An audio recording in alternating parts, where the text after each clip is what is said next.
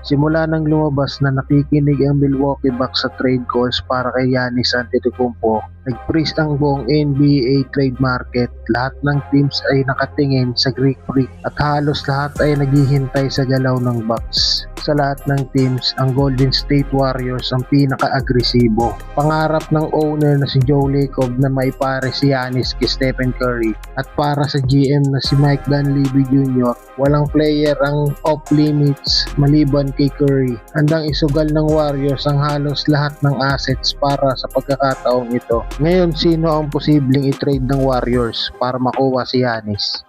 Ayon sa mga ulat, si Draymond Green, Jonathan Kuminga, Brandon Podziemski. Posibleng isama rin si Jimmy Butler, pero ang focus ay kay Giannis bilang core trade target. Maramihang unprotected first round picks mula sa 2026 pataas kasama ang swap rights bilang pinakamalakas na asset. Huwag din natin kakalimutan ng mga naabot ni Green sa Golden State Warriors. 4 na beses naging NBA champion, 9 na beses all defensive at buong career sa Warriors. May posibilidad siya maging trade chip para makakuha ng mas maraming assets. Pwede rin siyang bumalik sa Warriors sa ilalim ng player option o team friendly deal kahit na nangangahulugan ito ng minimum contract. Si Jonathan Kuminga, batang star na may malaking potensyal, kasama sa package para palakasin ang offer ng Warriors. Si Brandon Podziemski, promising young player na pwedeng isama sa deal. Sa kombinasyon ng mga players at draft picks na ito, pwede nilang ipakita sa Bucks ang pinaka-komprehensibong package, halo ng star talent,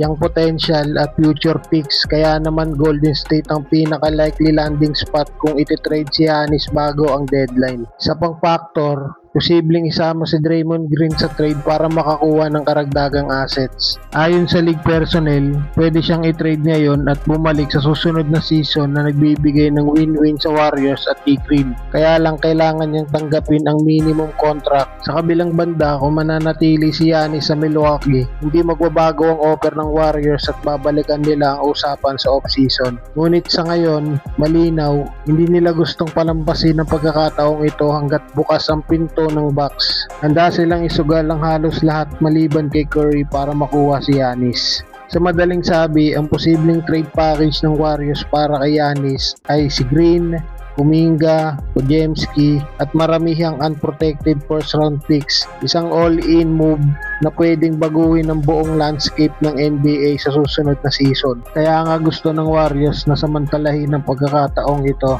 at hindi hayaan na magsara ang pinto. Kung makukuha nila si Giannis, pwede nilang simulan ng isang pang-championship run kasama si Stephen Curry at muling maibalik sa Golden State ang dynasty level contention.